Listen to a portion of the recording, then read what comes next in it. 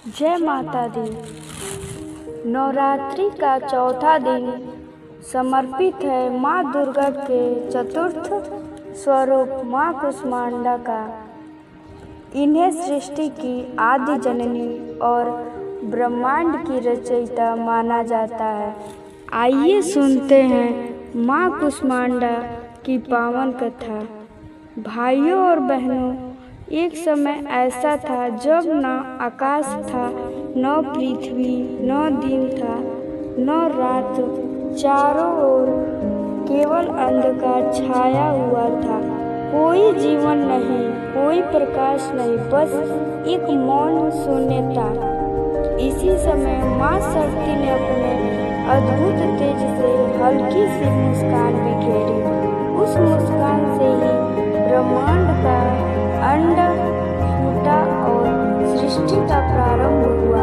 इसी कारण वे कहलाई कुष्मांडा, अर्थात जिसने अपनी ऊष्मा और संकल्प से ब्रह्मांड का निर्माण किया। कहा जाता है माँ कुष्मांडा ने ही सूर्य को जन्म दिया। उन्होंने सूर्य को अपनी ज्योति का अंश दिया। इसी कारण आज सूर्य में अनंत प्रकाश और ऊर्जा है।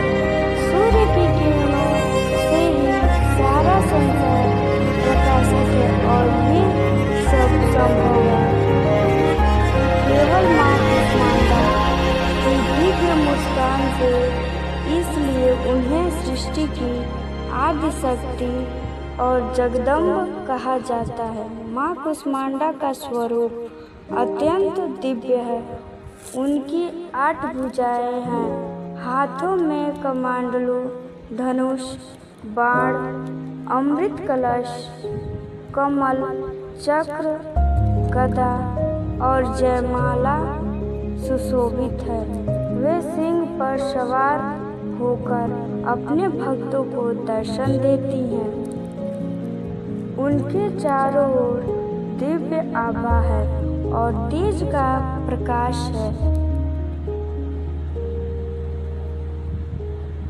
उनका रूप यह संदेश है कि जीवन में चाहे कितनी भी अंधकारमय स्थिति क्यों न हो, माँ की कृपा से प्रकाश अवश्य प्राप्त होगा।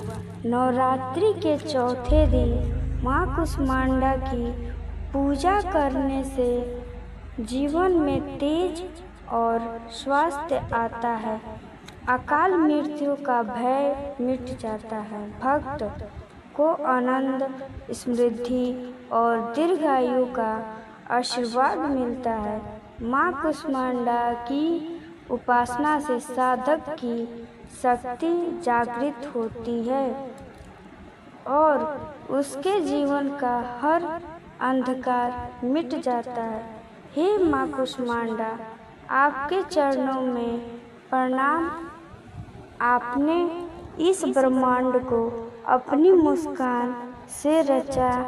आप ही प्रकाश हो, आप ही जीवन हो।